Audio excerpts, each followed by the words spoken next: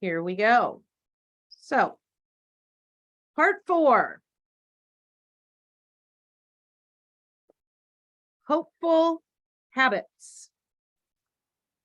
All right, here we go. Last month, I shared about all of the things that I've learned so far during the pandemic, or at least the things that were top of mind related to provider resilience. And let's review those real quickly because they're going to tie into what I'm going to talk about related to habits. First of all, I shared that we only have a limited amount of bandwidth. And I again gave you a link to that website about bandwidth. But we only have so much brain space. If your brain feels tired and overloaded, it's because it is. And we want to be careful about what we're using that bandwidth for. Another thing was that we could take all that resiliency information and data and all the components that we had been thinking about clinically and in our work with kids and families and shift it to applying it to the providers, because resiliency is resiliency. It's human resiliency. And we needed to think, as we went through this pandemic, how do I stay resilient? How do I stay here and keep doing this work? Polyvagal theory by Porges has been had a real resurgence during the pandemic. And really, the thing that sticks with me about polyvagal theory is that their interventions around calming us and connecting with other people are super helpful. And the bottom line there is we all need connections with other people. And I say this as we sit virtually in this thing, doing this, but this is one way to connect, but we also need in-person and emotional connections. The next one is mindfulness meditation, and just this idea that it works and everybody should try it at least. And I talked last month about Amishi Jha and her new book, and she says 12 minutes a day, folks, and you can have your focus back. And so you might want to think about that. There are other reflective practices. I like to walk in nature. I like to, I like to do so many things, but I want you to think about, what do you like to do that, two requirements for it. You're disconnected from screens. And what do you do to feel okay and to occupy some time? It's probably a reflective practice. And then ultimately, we need to have increased compassion. Starts with ourselves, moves out to the people that we love, and then it goes further than that, the people we work with and for, and really all of the human beings, regardless of how ridiculous or awful they might be sometimes. So I thought about all these things again as I was putting this one together. And what I thought, first of all, was I forgot to mention The Deepest Well by Nadine Burke Harris. Prior to the pandemic, she released this book, and it is an amazing book about, it says right there, the healing the long-term effects of childhood trauma and adversity. And so in this book, she lays out the 6 core areas that address the biology of toxic stress. So what's happening in your body, and it is happening in your body. First of all, sleep. Second, exercise. Third, nutrition. Fourth, mindfulness or meditative practice. Fifth, mental health. So all of us in the behavioral health field, we're ranking right up there. And healthy relationships. She says that if you can address these early on, you can mitigate the stress that your body is experiencing. And so let's take a little bit deeper dive with this. And this is related to that old saying about you need to put your own oxygen mask on first, and then you can help to save the other people. Okay. So this is about you folks, not about your clients. First of all, I'm just going to go through her things and make some suggestions. Get enough sleep. I don't know about you, but before I read this and before I heard some things during the pandemic, I was about a 6-hour sleeper every night, 6 hours. And turns out when you don't get closer to 8 hours of sleep, there's all sorts of things that don't happen, including your brain integrating and processing all the things that happen to you. So sleep is number one on purpose. Nothing strengthens and protects our brain like sleep. And we really all ought to be getting close to 8 hours, if not more. And in order to get restful sleep, you should turn off your screens and avoid social media at least an hour. And many people are recommending 2 hours before you really want to sleep. On to moving your body or exercise. You could do all sorts of things to meet this one. You could do stretches, you could do yoga, you could do hardcore workouts, you could do that high intensity training. You could just take a walk. You could walk your dog. You should pick something, pick anything, and move your body every day for a minimum of 30 minutes.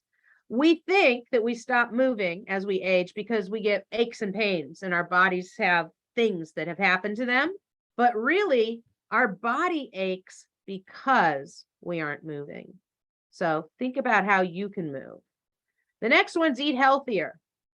So we all know about healthy and good nutrition, and many of us sat on the couch watching Netflix in excess over the last 2 years, eating all sorts of things that probably weren't the best for us. And the reports that come in say that Americans in general gained somewhere between 10 and 30 pounds over the course of the last 2 years.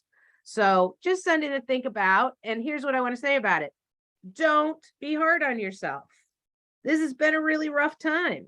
And so stop beating yourself up and instead focus on some small, tiny thing you could do, like always have an apple to snack on instead of the chips or ice cream or something like that. So try to just add in more healthy choices. Don't beat yourself up about the rest of it. It's just not helpful in the long run. The fourth one is practice mindfulness. Last time I was here, I gave you a lot of options around mindfulness practice, like meditation, journaling, gratitude, positive intentions. So find something that fits for you, something that makes sense and feels good for you to do, and try just 5 minutes a day of some sort of mindfulness practice, or jump in feet first and get Amishi Jha's book on mindfulness meditation. And she says 12 minutes a day are really kind of curative for that fuzzy, unfocused brain problem that many of us deal with right now. The next one is to protect your mental health, because it will increase your resiliency and protective factors and help you keep doing what you want to do. The one thing I want to say about this one is, if you have unresolved personal trauma, go to treatment. If you work in this field, in any of the social services, in any of the helping professions, in any supportive roles, and you have childhood or adverse childhood experiences or trauma that you have not dealt with, it will be triggered and it will cause you a lot of distress and possibly to leave the field. So deal with your unresolved trauma.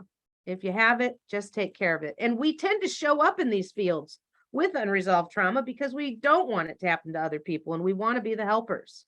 But that means we should take care of it. And finally, healthy relationships. Of course, you deserve to love and be loved. You don't have to be the only giver. You don't have to give your entire self away. Cultivate relationships that support you and inspire you. All right, enough about all those things that you should do. Let's go back to our bandwidth slide for a clue. What can we do about our loss of routines?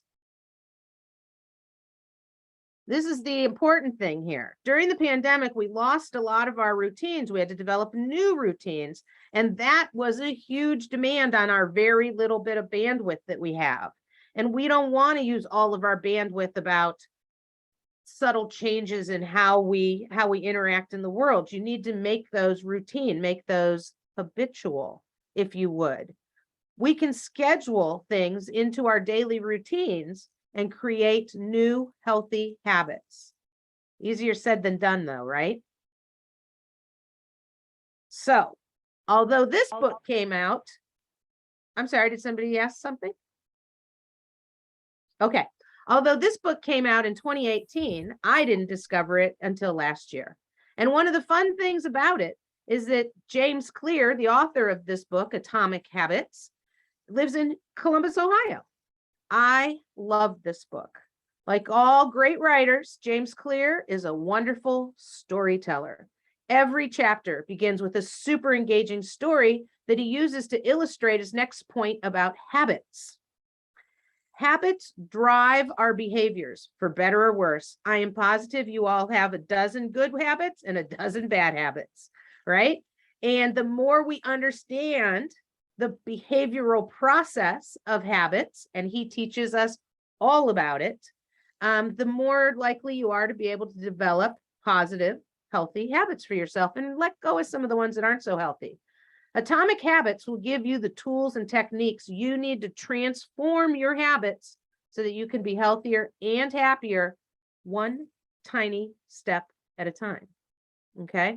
So, even he talks a lot about even the title of the book, Atomic Habits, because atomic means really tiny little things, but atomic is also like the atomic bomb, and it makes a huge impact. And he really makes a good case for saying tiny habits can have a really huge impact on your life.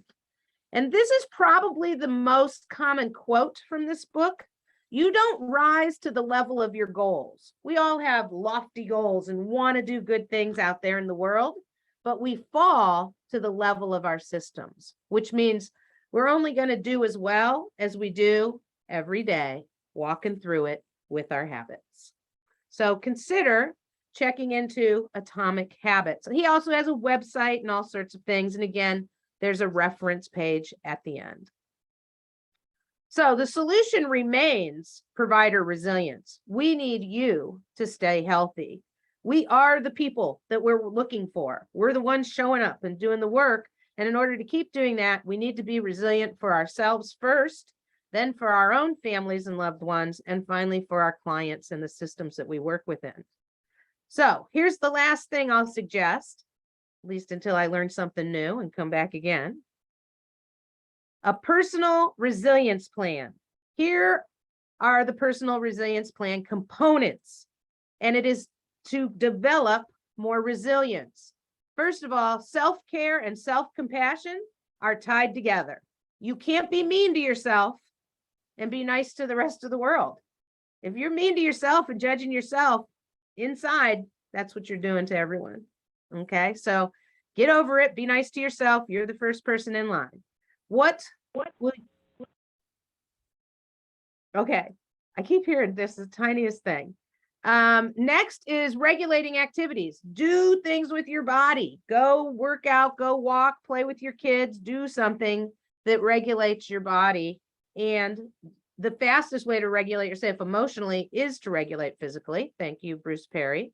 You need safety and resources. So where's your safe place? Where's your sanctuary? Who do you go to when you need resources and support? You also need opportunities, skills, and assets. Now you have skills and assets because you're contributing. You're here. You're working on things. You're learning. You're trying to figure out how to help youth and family across Ohio. So you're here and doing it, but watch for opportunities that meet your skill set to do even more. Routines and schedules are what we're getting at today with our hopeful habits. And it starts by doing one small thing one day and then just repeating it every day. And it's much easier to expand a habit if you have a space for it than it is to like implement this huge improvement plan, which you are almost guaranteed to quit within 2 weeks, something like that. It's really fast. And finally, you need all those connections to supportive and safe people. So one thing I've definitely learned is I can't do it all at once. Pick 1 or 2 small things and make them daily habits. Eat veggies, go to bed 15 minutes earlier, take a 10-minute walk each morning before you start working, share gratitudes at the dinner table, meditate for 12 minutes a day. Just do something for you. I've included a handout with this session. It's called a personal resiliency plan that you can download and fill out. I give you lots of prompts and hints about what you could do in each of the sections. Don't just think about it, folks. Print it out, fill it out, and then share it with someone else. Did you know that you're far more likely to do something when you tell somebody else that you're going to do it? It's true. Thanks for listening. And here are the references and resources. And I want to give a shout out to Holly Jones and the Wellness Project that is now live up online. And Holly, would you be so kind as to drop that link into the chat for us? Just another online resource that you can use to support your resiliency. Be careful out there, everybody, and thanks for listening.